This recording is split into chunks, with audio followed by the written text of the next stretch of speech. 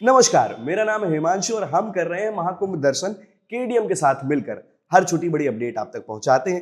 इसी के साथ हम तमाम सारे एक्सपर्ट से मिले सिर्फ ये जानने के लिए कि किस तरीके की चीजें हैं और किस तरीके से चीजें आगे बढ़ी, क्योंकि जीवन है यात्राओं का। यात्राएं क्यों करी जाती है, शून्य से शिखर तक की जो जर्नी है उसके पीछे का उद्देश्य क्या है और ऐसे आयोजनों में वो क्या देखते हैं।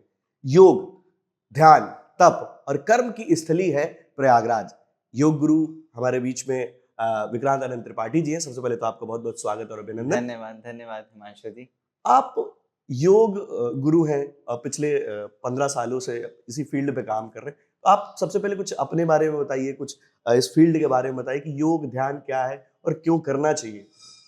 देखिए फील्ड के बारे में बताएं उससे पहले ये बताएं कि अभी हम योग गुरु नहीं हैं। हम्म, अभी सिंपल एक योगा प्रैक्टिशनर हैं, एक योगा टीचर हैं, लोगों हम्म, को सिखाते हैं, ट्रेन करते हैं। हम्म, गुरु की उपाधि तो बहुत ऊपर की होती है, हम्म, आगे हो सकता हो मिल जाए तो अलग बात है, हम्म, पर फिलहाल तो नहीं है। हम्म, तो योग क्या है कि योग सृष्टि की शुरुआत से ही है। हम्म, तो योग जैसे सृष्टि में एक रिदम है, एक लय है, वैसे ही हमारे शरीर में, मन में, सांसों में एक लय को लेके आते हैं, हम उसको योग बोलते हैं। तो उस रिदम को ना हम नेचर के साथ मिलाते हैं। तो हमें क्या होता है जब वो लय दोनों प्रकृति की लय, हमारे मन की, शरीर की लय जब एक लय में आ जाती है, तो हमें एक शांति का एहसास होता है और सब कुछ बहुत अच्छा लगता है, सुंदर लगता है और बहुत सारी उससे क्या होता है, बहुत सारी प्रॉब्लम्स हमारी सॉल्व होने लग जाती हैं। तो योग में बोला ही जाता है कि आपके आने वाली समस्याएं भी आपकी जो है सही हो जाती है। जो समस्याएं भी आपको पता भी नहीं है कि क्या आने वाला है आपके लाइफ में आगे, चाहे आप ग्रहों का ले लीजिए या स्वास्थ्य के रूप में ले लीजिए, तो वो सबसे भी आपका बचाव हो जाता है। तो इसलिए योग करना तो ज़रूरी है, सब लोग को करना चाहिए थोड़ा समय निकाल करके। तो अब योग करना मतलब ये नहीं कि आप बैठिए और नाक कान को टेढ़ा करिए, हाथ इधर मुड़ाइए इधर। आप सिंपल सा आराम से बैठिए, 8-10 लंबी गहरी साँसें लीजिए, छोड़िए, थोड़ा-सा जप करिए, नाम जप करिए, उतना भी सफिशिएंट है। बहुत ज़रूरी नहीं कि बहुत ज़्यादा सर्कस करना या एथलेटिक्स करना या जिम्नास्ट करना। आजकल ये भी हो जाता है कि जितना तोड़-मरोड़ के अपने शरीर को जिम्नास्टिक की तरीके पेश कर दे तो वही बहुत अच्छे योगा टीचर है। तो ऐसा ज़रूरी नहीं है, आप बैठिए, आपका अलाइनमेंट स्पाइन अलाइनमेंट एकदम ठीक होना चाहिए, साँसों का पैटर्न सही होना चाहिए और तुरंत आपका मन एक समस्थिति में आ जाएगा। तो ये किस तरीके से होती है, ये प्रक्रियाएं क्या है और इन प्रक्रियाओं को अगर आसान भाषा में समझे जो नहीं जानते हैं, वो कैसे समझ सकते देखिए, प्रक्रियाएँ तो हम बचपन से ही करते चले आते हैं। जैसे बच्चा, आप छोटे बच्चे को ऑब्ज़र्व करिए, हैं? तो उसमें इतना समभाव की जैसे अभी हमने बात की ना, तो समभाव मतलब क्या होता है कि मान-अपमान, सम्मान, अच्छाई-बुराई ये सब का आपके मन पे कोई प्रभाव नहीं पड़े। कोई थोड़ी-सी तारीफ़ कर दे तो ये नहीं कि तारीफ़ में ही एकदम से उछल के अपना आगे का काम खराब कर लें। थोड़ी-सी कोई बुराई कर दे तो उसी में डिप्रेशन में चले जाएँ। तो समभाव में मन आपका एकदम बैलेंस हो जाता है। जैसे बच्चे को देखिए, बच्चे को देख कर के आप बड़े खुश हो जाते हैं। ऐसा क्यों होता है? क्योंकि उसके मन में किसी के लिए कुछ नहीं है। क्या अपमान, क्या सम्मान, कुछ मिले, ना मिले, कोई नहीं, वो मस्त रहता है। तो समभाव में रहता है। तो जैसे ही हम समभाव में आते हैं, हमारी कनेक्टिविटी बढ़ने लग जाती है। अपने आप लोग कनेक्ट होने लग जाते हैं, लोगों को आपके साथ बैठना अच्छा लगने लगता है। तो एक तो ये चीज़, और बचपन से क्या है कि आप जब देखिए बच्चे का माइंड डेवलप हो रहा होता है, तो वो ऐसे होता है। बच्चा हमेशा ऐसी पोज़ में सोया रहेगा, तो उसका ब्रेन का विकास उस टाइम हो रहा होता है और जैसे उसका स्पाइन का काम होगा तो वो ऐसे हो। तो ये यौगिक मुद्राएँ हैं, जैसे ये हो गई मेरुदंड मुद्रा, तो ये स्पाइन के लिए बहुत अच्छा है। जब बच्चे का स्पाइनल अलाइनमेंट ठीक होने लगता है, उसका स्पाइन डेवलप करती है, तो बच्चे को आप मैक्सिमम टाइम देखेंगे वो ऐसे ही रहेगा। हम लोग बड़े होने के साथ-साथ जैसे बुद्धि आती है, हम लोग भूलने लग जाते हैं, तो सारी प्रॉब्लम वहाँ से चालू हो जाती है। तो तो इसलिए फिर ज़रूरत होती है कि आप किसी एक टीचर के साथ में थोड़े दिन, महीना, 2 महीने, 4 महीने आप प्रैक्टिस कर लीजिए। तो जो भी अप डाउन है, जो भी अच्छाई है, सही हो पा रहा है, नहीं हो पा रहा है, वो सब चीज़ आपको एक बार गाइड कर देगा। फिर आप, क्योंकि योग ना अपनी स्वयं की जर्नी, तो अपने से ही आपको पूरी करनी है। स्टार्टिंग में टीचर चाहिए, फिर धीमे-धीमे करके वो आपको अपने से ही करना पड़ेगा। बिना गुरु ज्ञान संभव नहीं है। संभव नहीं है। तो पहले गुरु का चुनाव है कि हाँ, किस तरीके से आप प्रैक्टिस करें हाँ। और कैसे सही स्थिति हाँ, में करें। हाँ, हाँ। जब गुरु की प्रैक्टिस, गुरु का चुनाव में भी मुसीबत आती है। हुँ, अब इतने सारे लोग हो गए, किसको हम चुनें कि वो सही है कि नहीं सही है। हुँ, तो बहुत सिंपल है, आप बैठिए उनके साथ, आपको खुद ही फ़ील आ जाएगा कि इनके साथ जो है करना उचित है कि नहीं है। क्योंकि एक तो होता है कि योग का हम ज्ञान दे रहे हैं, खूब पहला सूत्र है अथ योग अनुशासन, हम बता रहे हैं कि अनुशासन में रहिए, तो खुद ही अनुशासन में नहीं है, तो कैसे हम सामने जो है अपने बच्चे को, अपने स्टूडेंट को अनुशासन में लेके आएंगे। तो ये बहुत इंपॉर्टेंट रखता है कि वो टीचर जो आपको वो ज्ञान दे रहा है वो क्या खुद में अप्लाई कर रहा है क्या। अगर वो अप्लाई कर रहा है तो वो योग की जर्नी में आपको आगे तक लेके जा सकता है, वरना स्टार्टिंग में 2-4 दिन कुछ टेढ़ा मेढ़ा कराएगा, फिर उसके बाद आप जो आपकी स्थिति प्रोग्रेस की वो और पीछे आने लग जाती है। योग जो है हमारे ही देश से आया। आप भारत और योग को कैसे देखते हैं और किस तरीके की स्थितियां हैं इसमें? देखिए ये तो शुरू से चलता आ रहा है, इसका कोई वही नहीं बोलते 5000 साल पुराना, 7000 साल पुराना, तो ये स्टार्टिंग से ही जब हम बोलते हैं कि जो योग की उत्पत्ति वो शिव से हुई, आदि योगी शिव को बोलते हैं, आदि गुरु आदि योगी उनको शिव को ही बोलते हैं, तो उनसे स्टार्टिंग हुई। तो भारत में ही सब ऋषि मुनि रहे, उन्हीं के जरिए परंपरागत तरीके से हमारे तक आया। तो कई सारे उसमें ऋषि आए, तो उनका योगदान रहा, उन्होंने और डेवलप किया करते करते आज एक फुल फेज फॉर्म में हमारे पास ये योग की विद्या है। तो ये हमारा संस्कृति है। पहले जब बच्चा गुरुकुल में जाता था तो वहाँ उसको बैग पे पीठ पे लाद करके खूब सारी किताबें नहीं भेजी जाती थी। बच्चा गुरुकुल में जाता था तो पहले उसको सूर्य नमस्कार सिखाया जाता था, गायत्री दीक्षा दी जाती थी, जिससे उसका मानसिक विकास होता था, वो समाज से जुड़ता था, उसको सेवा दी जाती थी कि जाओ आज तुम्हें भिक्षा मांग के लेके आना, आज तुम्हें गौ सेवा करना है। तो ये हमारी संस्कृति में शुरू से ही रहा है, पर धीमे धीमे कई आक्रमण हुए, बहुत सारी चीजें ऊपर नीचे हुई देश में, तो उसके साथ साथ पीछे छूटता चला गया, धूमिल सा पड़ गया। फिर वापस से इधर कुछ सालों में कुछ योग गुरु आए, उन्होंने वापस से उसको जीवित करने का काम चालू किया। अब समूचा विश्व योग अब के समूचा विश्व, अब देखिए कितनी अच्छी बात है, एक टाइम था जब हम नीचे बैठते थे और जो है विदेशी ऊपर बैठ के हमें ज्ञान देते थे। अब ये टाइम है 21 जून को देखिए, भारत का हर एक टीचर जो है वो ऊपर बैठता है, पूरा विदेश नीचे बैठ के जय योग करता है। तो ये बहुत बड़ा परिवर्तन आया और ये मतलब योग से ही संभव है। योग और संस्कृति, हमारी संस्कृति इतनी अच्छी है कि जो है आदमी को झुकना पड़ेगा ही उसके सामने। ये तो है। अभी महाकुंभ चल रहा है। हाँ। ये पूरा विश्व की आंखें लगा के देख रहा है किस तरीके की चीजें। कल्पवास में भी योग है और तप ध्यान में भी योग है। हाँ। ये कैसे, इसको कैसे समझ सकते हैं? देखिए योग ना, ये तो इधर अभी थोड़े से ट्रेंड में आ गया कि खूब सारे आसन कर लें तो वो अच्छा योग है। योग ये नहीं है, आसन खूब करना, खूब शरीर को तोड़ना मरोड़ना, ये है ही नहीं योग। आप जब योग पढ़ेंगे, क्लासिकल टेक्स्ट हमारे पढ़ेंगे, तो आपको ये जितने कर्म कांड हैं और उपवास हैं, ये सब कुछ योग में ही समाहित है। तो योग एक ब्रह्मांड की तरह हम लोग देखते हैं, जितना आप डीप जाते जाएंगे उतना और रहस्य खुलता चला जाएगा।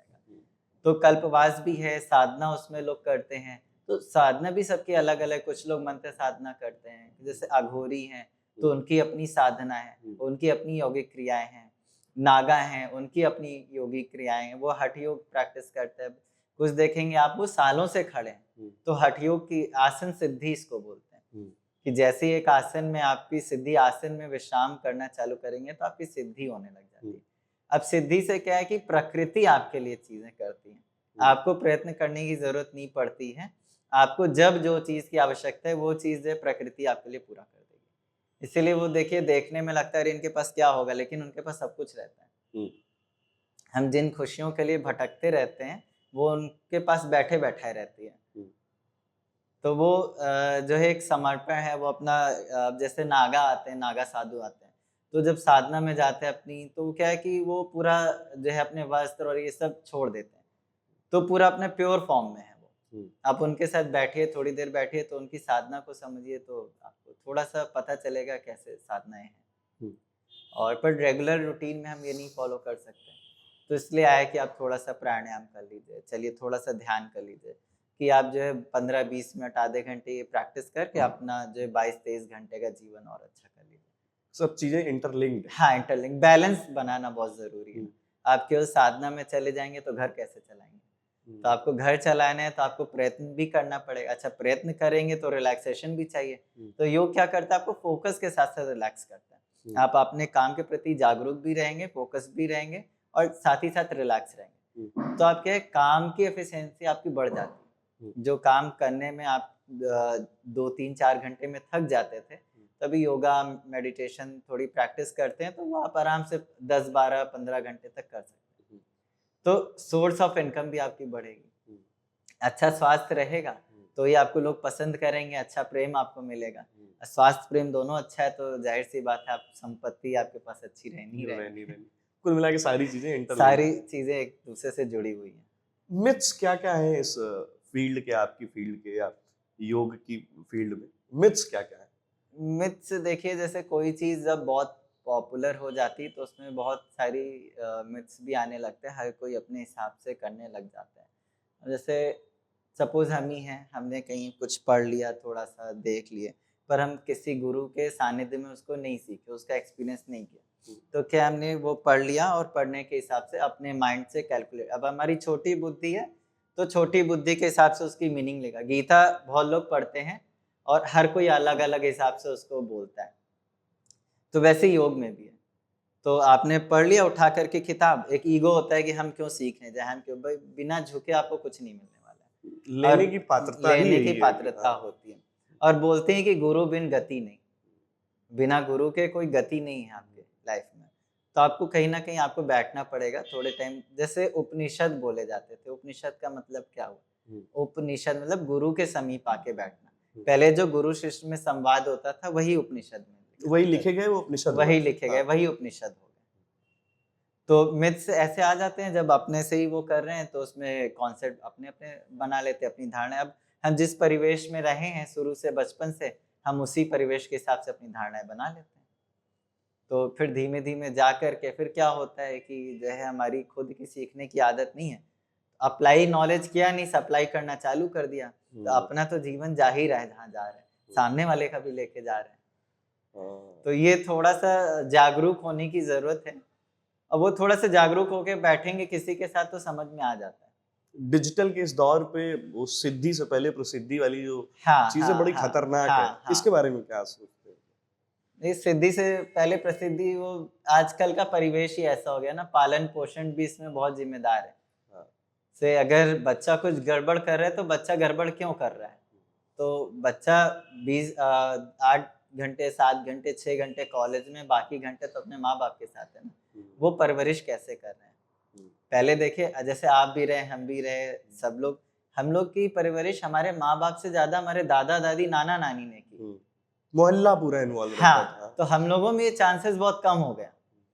तो बोला ही जाता है कि अगर बच्चे में संस्कार किससे आता है, दादा दादी से आता है, नाना नानी से आता है। माता पिता तो बिजी हैं, लेकिन अब आजकल के फैमिली में क्या है कि वो दादा दादी से दूरी हो जाती है, नाना नानी से दूरी, छुट्टी मनाने 2-3-4 दिन गए, अब वो वापस चले आए लेकर के, और माँ बाप को भी टाइम नहीं है, पता चला नौकरानी पाल ली है बच्चे को। तब जैसी परवरिश होगी शुरू से, वैसे ही मन डेवलप होता चला जाएगा। भगवत गीता में भी योग का जिक्र है, योगा, भगवत गीता योग ही है पूरा।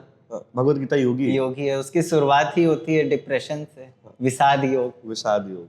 तो अर्जुन जब वो क्षेत्र में खड़े थे तो उनका था कि हम कैसे मारें भाई, ये तो हमारे सारे जो है कोई चाचा है, कोई भतीजा है, कोई ये है, कोई वो है, तो कैसे करें। तो बड़े उदास थे। तब कृष्ण भगवान ने वहाँ पे उनको जो है, वो विषाद में थे, विषाद मतलब डिप्रेशन एक तरीके से, तो वहाँ से उन्होंने निकाला, उन्होंने ज्ञान देना चालू किया उनको, उस ज्ञान से उन्होंने बढ़ाए। तो उसमें अलग अलग अध्याय, अलग अलग योग है। से पहले विषाद योग हुआ, फिर ज्ञान योग हुआ, कर्म योग हुआ, भक्ति योग हुआ। तो ये सब से करते हुए उन्होंने निकाला। फिर उन्होंने लास्ट में बोला कि भाई देखो, तुम्हें प्रयत्न करना पड़ेगा, आपको शस्त्र उठाना पड़ेगा। शस्त्र और शास्त्र दोनों साथ में चलते हैं। कहीं कहीं शास्त्र से काम हो जाता है, जहाँ नहीं हुआ वहाँ शस्त्र भी उठाना पड़ता है। इसी में है योगा कर्मसु कौशलम। कर्मसु कौशलम मतलब योग जो है आपके कर्म में कुशलता लेके आता है। अब कुशलता कैसे आएगी, जब माइंड बैलेंस होगा। अब कर्म की कुशलता, आदमी सोचता है कि मतलब हम पढ़ रहे हैं तो बहुत पढ़ने लग जाएंगे, नहीं, मतलब कर्म में कुशलता मतलब आप में वो कौशल आ जाएगा, आप में वो कुशलता आ जाएगी कि आप आने वाली सिचुएशन के लिए पहले से प्रिपेयर रहेंगे। कोई अचानक से, जैसे नॉर्मल क्या होता है, अचानक फोन है, अरे इनकी डेथ हो गई, हम कोई काम कर रहे हैं, मुंह खुला रह गया, हम खुद माइंड मेरा बैलेंस नहीं हो रहा और सब चीज़ गड़बड़ हो गई हमारे यहाँ। तो वो कुशलता आ जाती है कि चलो ठीक है, अब हो गया ना, अब देखते हैं आगे क्या करना है। आप कोई प्रोजेक्ट कर रहे हैं, वो प्रोजेक्ट डिस्टर्ब हो गया तो आप उसके लिए डिप्रेशन में नहीं जाएंगे, चलो डिस्टर्ब हो गया, अब देखते हैं इसमें सुधार कैसे करें। तो ये कुशलता आ जाती है, योगा कर्मशु कौशलम बोले इसको। बैलेंस करने की टेक्निक हाँ, आप फिर सीखते उसके बाद बोला कि समत्वम योग उच्यते। ये कुशलता तो आ गई, लेकिन ये भी कैसा है कि जब तक आप समभाव में नहीं रहेंगे, समत्वम योग उच्यते। इसलिए इमोशनल बैलेंस्ड होना बहुत जरूरी है। हाँ, वो आएगा योग से। वो योग से आएगा, आप एकदम बैलेंस हो जाते हैं। आपको कहाँ कितना अटैच होना है ये आपको पता होता है, कहाँ कितना डिसअटैच होना है ये भी आपको पता होता है। हाँ। तो आपको बहुत ज्यादा किसी भी चीज से, व्यक्ति वस्तु परिस्थिति, देखिए व्यक्ति वस्तु परिस्थितियों में किसी भी चीज से बहुत अटैचमेंट होगा तो आपके लाइफ में प्रॉब्लम आनी ही आनी है। तो वो समय आपको पता होता है कि हाँ, इस समय इतना अटैच होना है, इस समय इतना डिस्टेंस में रखना है। एक कल्पवासी को कितनी प्रक्रियाएं फॉलो करनी चाहिए गंगा जी के किनारे और संगम के किनारे अगर कल्पवास कर रहा है, तो उसको कौन कौन से योग करने चाहिए, क्या क्या चीजें करनी चाहिए आपके देखिए साथ? जैसे माघ मेला हमारा लगता है तो ठंड बहुत होती है उस टाइम पे, तो कुछ ब्रीदिंग प्रैक्टिस हैं जो वो कर सकते हैं, जिससे वो अपने को थोड़ा सा बैलेंस रख सकते हैं, ठंडी गर्मी से बचा सकते हैं। मौसम परिवर्तन बहुत तेज होता है, रात को टेम्परेचर अचानक से गिर जाता है, और कुंभ के टाइम में इतने अनुष्ठान होते हैं, इतने यज्ञ होते हैं, इतना वहाँ का वाइब्रेशन इतना स्ट्रांग होता है कि बारिश भी होती है। तो बोलते हैं कि जो है देवी देवता भी आ जाते हैं, वो भी जो है कुंभ स्नान करने, तो बारिश होती है। एक और जो है कथा है कि जब नागा साधु जाते हैं मकर संक्रांति पे पहली बार स्नान के लिए, जब अखाड़े जाते हैं, तो उसके आधे घंटे 1 घंटे पहले बहुत तेज हवाएं चलती हैं। अभी हम जैसे भी कुछ 1 महीने से लगभग कुंभ में ही काम कर रहे हैं, हमारे गुरुदेव हैं श्री श्री रविशंकर जी, तो वो आ रहे हैं, तो उनकी प्रिपरेशन भी हम लोग कर रहे हैं। तो अलग अलग साधुओं से भी मिलना हो रहा है, संतों से भी, तो कई कई चीज़ें उसमें जानने को मिली। तो एक साधु थे, वो बता रहे थे कि जो उसके पहले आप देखिए हवाएं बहुत चलती हैं, तो बोलते हैं कि वो पूरा यक्ष आते हैं, गंधर्व आते हैं, वो सब भी स्नान करके जाते हैं साथ में। जो नगर देवी देवता होते हैं वो भी उनके पहले आते हैं, वो उनको प्रणाम करते हैं, उनका स्वागत करते हैं, सारे साधु संतों का। तो बोलते हैं कि जो गुरु हैं वो भगवान से भी ऊपर उनको जो है दर्जा दिया गया है। गुरुओं का। हाँ, गुरु शिष्य परंपरा का देश है। परंपरा ही आई, अपना देश ही गुरु शिष्य परंपरा पे था। उसी पे बाबा तुलसीदास जी ने लिखा, देव दनुज किन्नर श्रेणी हाँ। साकर बद्ध सजत। हाँ, कि माघ के महीने में सब आते हैं प्रयाग में हाँ, स्नान करने गंगा हाँ। जी में। तो ये प्रक्रिया, तो कल्पवास, जैसे कल्पवास जो कर रहे हैं तो वो ऑलरेडी योग में ही वो हैं। अब भाई वो एक टाइम ही भोजन करते हैं और गंगा स्नान करते हैं, और वो मेला क्षेत्र में ही इतना वो चलते हैं कि उनका सारा उसी में हो जाता है बैलेंस, फिजिकल वर्कआउट। फिर वो सत्संग अटेंड करते हैं, भजन कीर्तन करते हैं। तो कुछ ब्रीदिंग एक्सरसाइज जैसे कपालभाति की प्रैक्टिस वो कर सकते हैं, या भस्त्रिका की प्रैक्टिस कर सकते हैं, तो जिससे थोड़ा सा उनका ना ब्रीदिंग भी बैलेंस रहे, सांसें भी बैलेंस रहे, और बॉडी का टेम्परेचर, वो अचानक जो मौसम चेंज होता है उसमें वो बैलेंस में, तो उनकी तबीयत नहीं खराब होगी, वो थोड़ा और अच्छे से अपने कल्पवास को पूरा कर पाएंगे। व्यक्तिगत तौर से आपने ये महाकुंभ, कुंभ, अर्धकुंभ सब अटेंड करा। हाँ। बहुत मतलब आप प्रयाग से ही आपकी हाँ, जर्नी शुरू। हाँ। तो कितना बदला है ये महाकुंभ? बहुत बदला है। हम तो 2013 से अटेंड कर रहे हैं। 2013 में था, फिर 19 में अर्धकुंभ था, फिर अभी जो महाकुंभ है ये तो बहुत ही परिवर्तन है। तब ये देखा जाए तो जमीन आसमान का अंतर है। इस बार हमें नहीं लगता कि कोई साधु संत सन्यासी बचा होगा जो कभी भी नहीं आए कुंभ में या माघ मेला में, वो भी इस बार आए हैं, और वो भी अपने यहाँ अनुष्ठान कर रहे हैं, यज्ञ कर रहे हैं, और लगातार भंडारे भी चल रहे हैं। हर कोई बढ़ चढ़ के हिस्सा ले रहा है, और उतना ही जितना साधु संतों में उत्साह है, उतना ही जनता में भी उत्साह है। हम देख रहे थे, हम लोग को लग रहा था मकर संक्रांति तो बहुत छोटा स्नान होता है, उसमें कितने ही लोग होंगे, पर इस बार हम वहीं पे थे, देख रहे थे लोग आते ही जा रहे हैं, आते ही जा रहे हैं। जाने का तो यहाँ से वापस जाने का कोई नाम ही नहीं ले रहा है, जो हो रहा है वो आते ही जा रहा है, आते ही जा रहा है। इतनी भीड़, इतने लोग, और हर कोई बहुत खुश और बहुत उत्साह में। तो ये तो बहुत परिवर्तन आया है, और देश विदेश सब जगह से लोग आ रहे हैं। डिजिटल महाकुंभ को कैसे देखेंगे? वो भी बहुत अच्छा, आज का जैसे समय है तो डिजिटलाइजेशन का समय ही है, तो बहुत ही अच्छा है। जो लोग आ भी नहीं पा रहे हैं वो भी वहाँ अपने जगह पे बैठ करके एक्सपीरियंस कर रहे हैं। जैसे मेरी बात होती रहती है, कुछ मेरे यूएस के फ्रेंड्स हैं, तो उनका भी बड़ा आने का मन हो रहा है, बट उनको छुट्टी नहीं मिल पा रही है, और उनका कहीं फ्लाइट नहीं हो पा रही है, ये इतनी ज़्यादा कॉस्ट हो जा रही है कि वो बेचारे उतना बेयर नहीं कर पा रहे हैं। तो वो लगातार रील्स देख रहे हैं हम्म, और गवर्नमेंट की वेबसाइट पे जो लाइव चल रहे हैं, गवर्नमेंट के लाइव प्रोग्राम्स चल रहे हैं, साधु संतों के लाइव सत्संग चल रहे हैं, वो लोग बैठ करके वो देख रहे हैं और वो बोल रहे हैं कि हम बड़ी सी स्क्रीन लगा ली यहीं पे देख रहे हैं और हमें पूरा फील वही आ रहा है। हाँ। तो ये सब चीज़ें बहुत अच्छी हुई, इससे कहीं न कहीं हमारी सनातन संस्कृति जो है पूरा वो वर्ल्ड वाइड फैल रही है। वो तो थी पहले से, पर अभी और ज़्यादा मजबूती के साथ लोगों में, और लोग बहुत ज़्यादा उसको सम्मान भी दे रहे हैं। कोई एक मैसेज जो भी देना चाहें आप?